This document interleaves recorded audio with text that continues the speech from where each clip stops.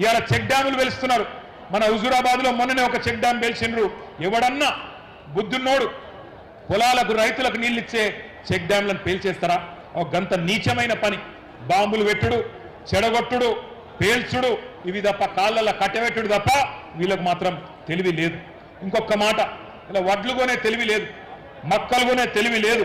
ధాన్యం కొనండి సారు అని ఇవాళ రైతులు కాళ్ళు పట్టుకునే పరిస్థితి వచ్చింది. బాధ అవుతుంది మాకు. రైతుకు ఈ దుస్థితి ఎందుకు వచ్చింది? కరోనా ఉన్నప్పుడు కూడా 7,000 సెంటర్లు పెట్టి కేసీఆర్ కొన్నాడు కదా, ఏం రోగం పుట్టింది మీకు అని ఇవాళ రైతులు అడుగుతున్నారు. నేను రేవంత్ రెడ్డికి ఒకటే చెప్తున్నా, రైతన్నలకు కూడా ఒకటే విజ్ఞప్తి చేస్తా ఉన్నా, కాళ్ళు పట్టుకోకండి, దండం పెట్టకండి. కాళ్ళు పట్టుడు బంద్ చేసి కాలర్ పట్టుడు నేర్వండి. కాంగ్రెస్ వల్ల కాలర్ పట్టుకోండి, దండం పెట్టుడు కాదు, కాంగ్రెస్ కు పిండం పెట్టండి. అట్లయితేనే మళ్ళీ రైతులకు మంచి రోజులు వస్తాయి. తాలు తీస్తుండట తాలు. రేవంత్ రెడ్డి తాలు నువ్వు తీస్తే నీ తోలు రైతులు తీస్తారు, యాది పెట్టుకో నా కొడక అని చెప్తా ఉన్నా. మక్కలు కొంటలేడు, మక్కలు కొనకపోతే 1000 ముక్కలైతుంది నీ కాంగ్రెస్ ప్రభుత్వం, యాది పెట్టుకో అని చెప్తున్నా. ఇక మన రేవంత్ రెడ్డి సంగతి నాకంటే బాగా మీకే ఎరక. ఆయనకి ఎమ్మెల్యేలను కొనుడు తెలుసు, 50 లక్షలు సంచుల మోసుడు తెలుసు, 50 లక్షలు పట్టుకపోయి ఎమ్మెల్యేల కొనుగోలు తెలుసు, కానీ ధాన్యం కొనుగోలు చేసే తెలివి లేదు.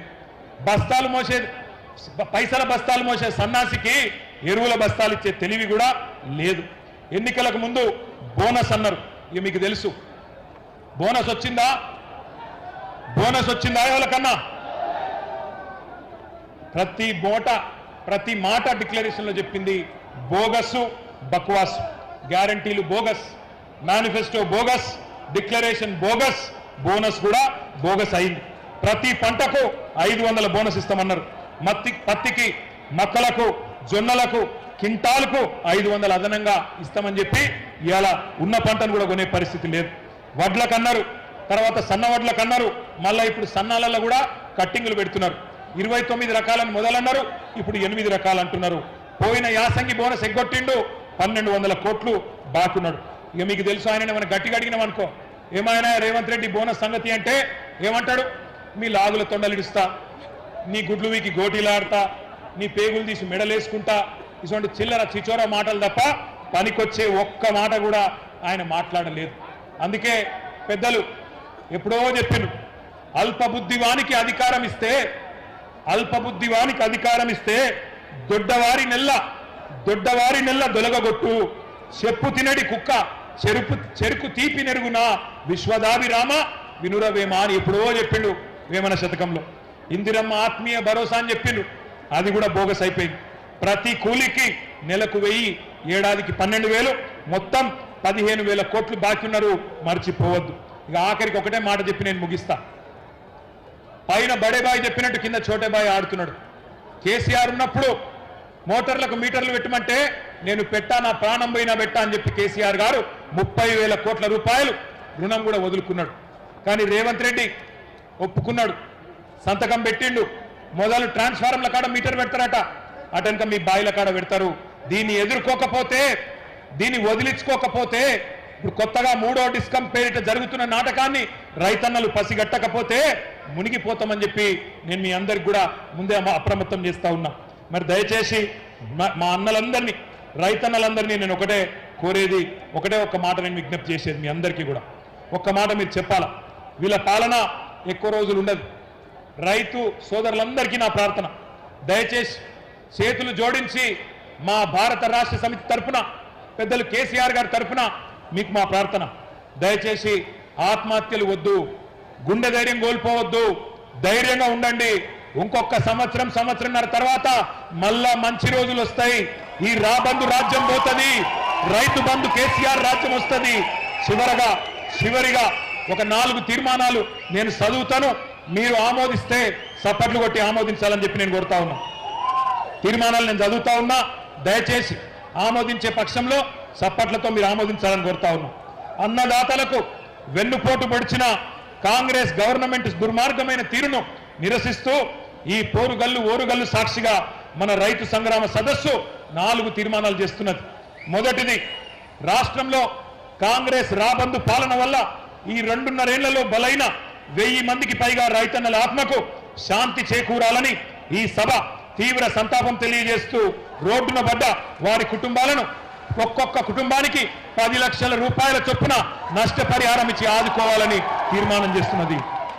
రెండవది, వరంగల్ వేదికగా కాంగ్రెస్ ప్రకటించి దగా చేసిన రైతు డిక్లరేషన్లోని 34 హామీలను ఇప్పటికైనా సంపూర్ణంగా అమలు చేయాలని, లేకపోతే ముఖ్యమంత్రి మంత్రులు తెలంగాణ ప్రజాక్షేత్రంలో తిరగలేరనే విషయాన్ని కూడా గుర్తుపెట్టుకోవాలని ఈ సభ మీ హర్షధ్వానాల మధ్యన, మీ చప్పట్ల మధ్యన తీర్మానం చేస్తున్నది. మీరు ఒప్పుకున్న మాట నిజమైతే గట్టిగా చప్పట్లు కొట్టాలి.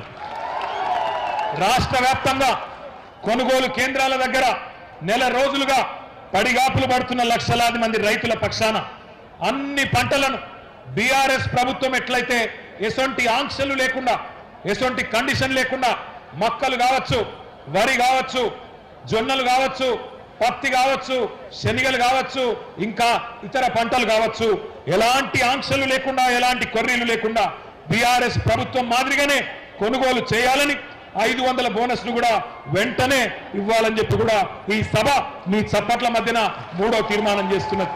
ఇక 4వది, రైతుకు ఎగ్గొట్టిన 3 సార్లు ఎగ్గొట్టిన పెట్టుబడి సహాయాన్ని బాకీతో సహా చెల్లించాలని, 2 లక్షల రుణమాఫీ పూర్తి కాని రైతులకు ఇప్పటికైనా రుణ విముక్తి కలిగించాలని, సీఎం రేవంత్ రెడ్డి పాతర వేసిన రైతు బీమా పథకాన్ని పునరుద్ధరించాలని ఈ సభ ముక్త కంఠంతో తీర్మానం చేస్తున్నది.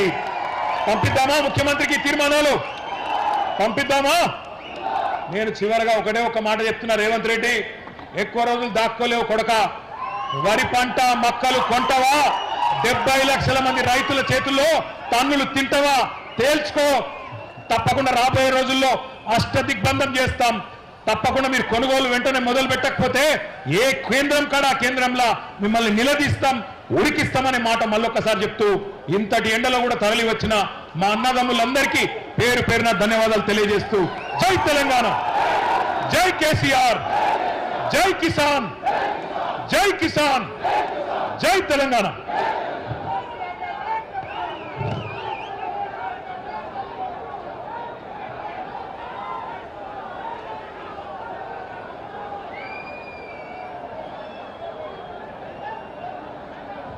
జై తెలంగాణ, జై జవాన్, జై జవాన్.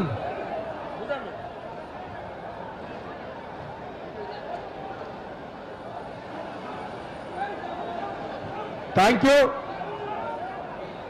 ఓట్ ఆఫ్ థ్యాంక్స్ పెద్దలు వినయ భాస్కర్ గారిని చెప్పాల్సిందిగా విజ్ఞప్తి.